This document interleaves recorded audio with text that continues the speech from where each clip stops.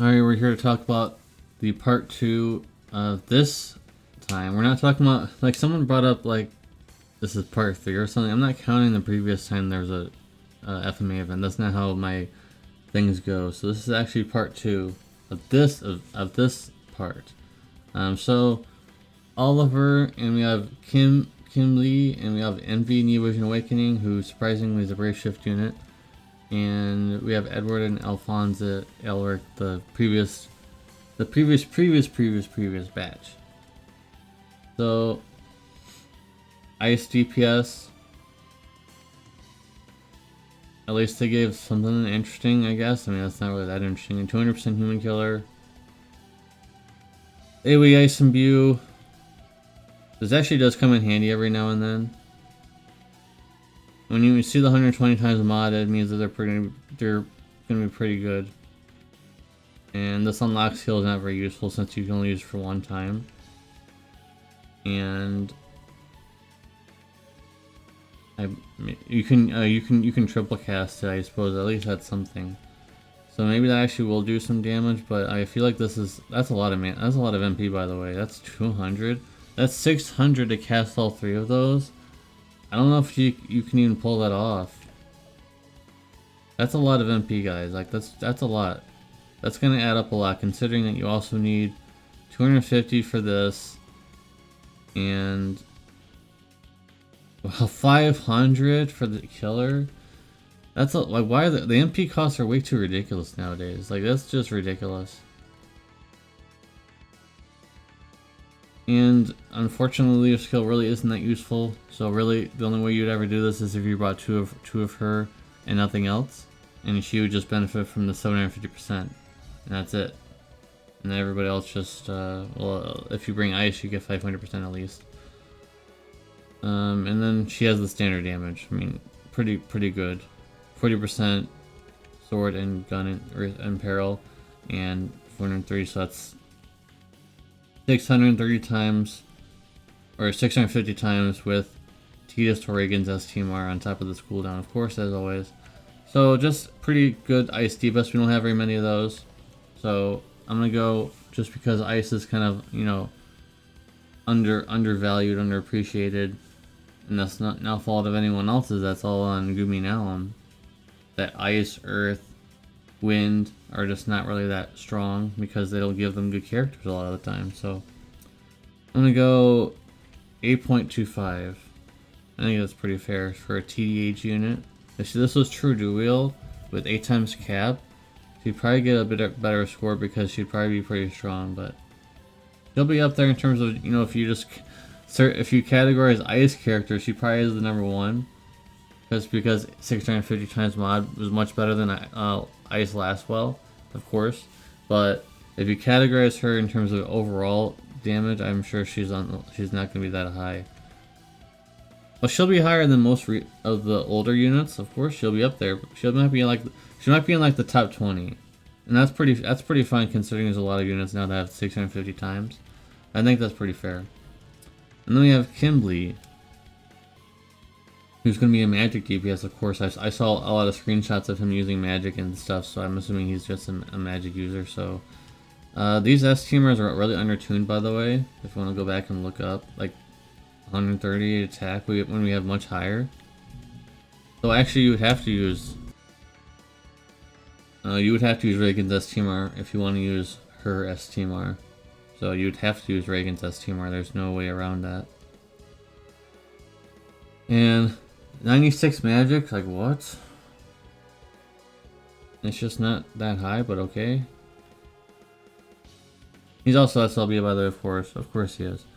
150% fire amp with no restrictions. Unlike Oliver, there's no restrictions on this. This move is just not very useful. Okay, I'm just gonna get down to the part where you guys want to know about. So it's actually pretty good, but the MP refresh is good, but like it's just good. It's just alright. He caught quad cast, that's okay. The Imperial field is a little on the low side. It has 3 fields, but If you want to bring someone who can do a field, you probably would just bring someone who can do a singular field better. I don't really get the point of these. If you wanted a field that's strong, then you just bring someone who could do it. So I don't get this. Okay, breaks for JP, of course. These are pretty standard. Imperil's nice as well. He gets 120 for a mage on top of a store buff. So actually, he's probably gonna be pretty powerful. He's a 2-hitter, unfortunately, instead of 27 or 24 hits, but I think he's going to be pretty strong because of the store buff on top of the 120 times. But there's no way to raise that on a mage, unfortunately, as of this video. Hopefully in the future they'll make a unit that can, you know, give, or just an S-teamer that gives magic modifiers for LBs.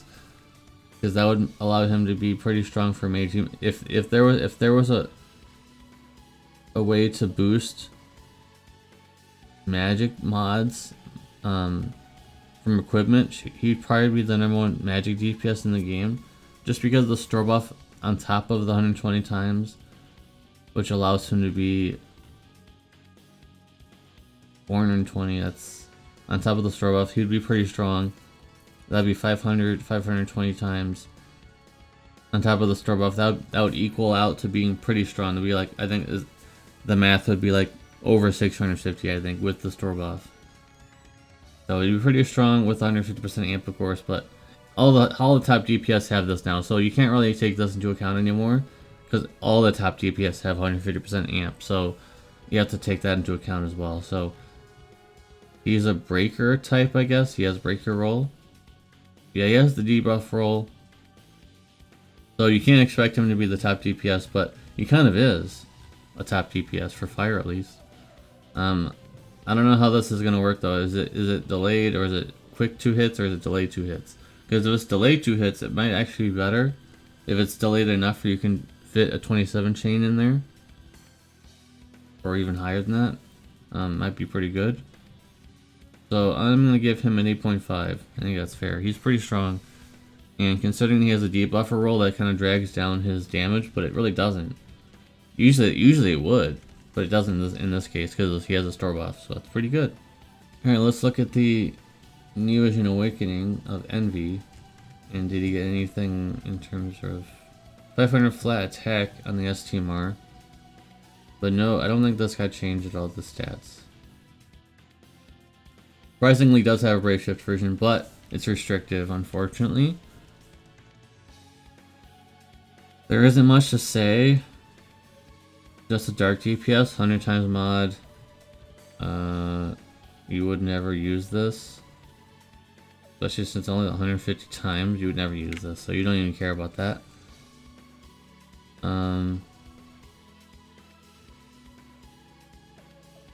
Check the Brave Shift version. This is decent, I guess. 87% breaks, I guess, on a New Vision Awakening. I guess that's fair. There isn't much to say, unfortunately. And like, why? Why 12 hits? And it's only 200. It's only like, it would only be 450 times. Is this? And he's a hat. It's a hat. So like 450 times 12 hits. I'm not sure what that even supposed to work with. So I feel like this is just kind of a waste. The appeal to Envy's New Vision Awakening is what he changes into. It's like a monster or something, like a beast. That's like really the only appeal of getting him to New Vision Awakening, is to see that on the screen, because it looks pretty funny. That's about it. Unfortunately, there really isn't much to say. Just a bad dark DPS that is a New Vision Awakening, unfortunately. So there really isn't much to say. Oh, I thought this. Oh, it is. He has 200% human healer. That's something. They definitely changed that, because there's no way he had that before.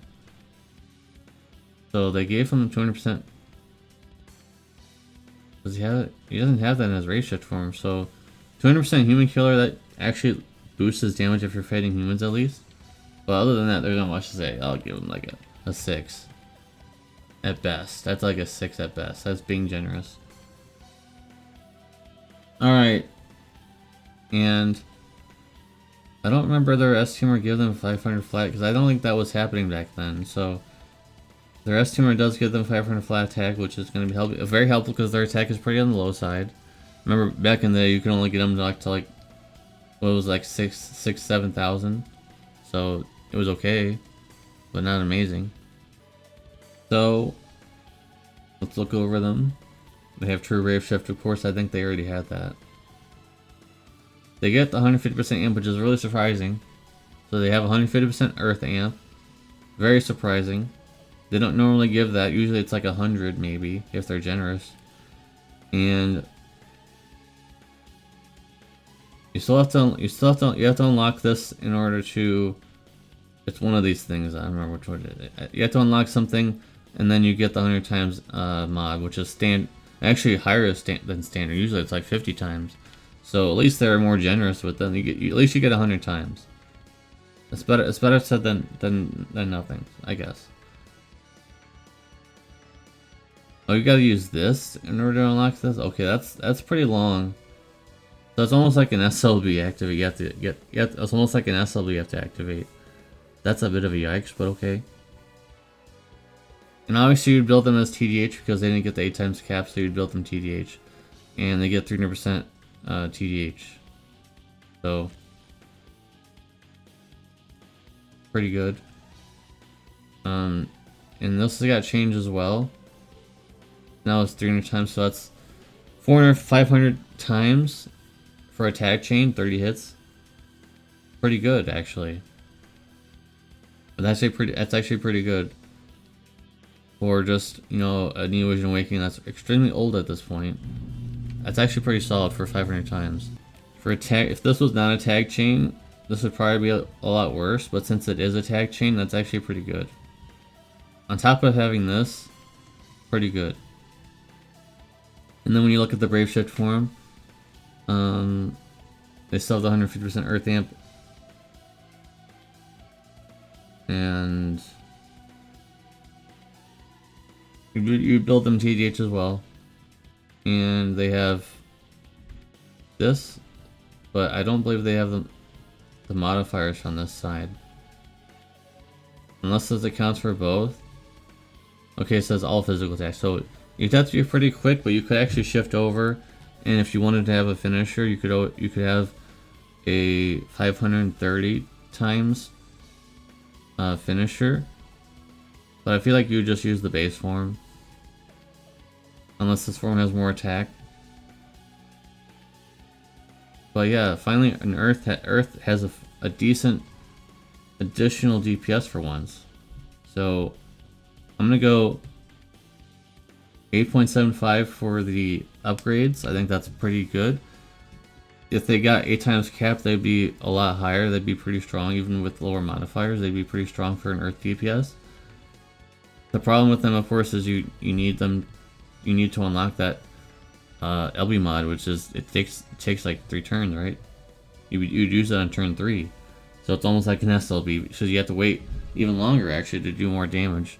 So it's a bit of a wait for them. I wish they just got it just as an ability, just on this screen instead of having to unlock things. But you take what you get. You take what you get. You can actually use them for some stuff, I guess. You'd be able to use them for some stuff. So at least you got that going for you. So what do you guys think about these new FMA units, the Neo Vision Awakening? What do you think about the Elric Brothers crowns? Are they good enough? I don't know. You let me know in the comment section down below. I'll see you guys in the next video. Peace.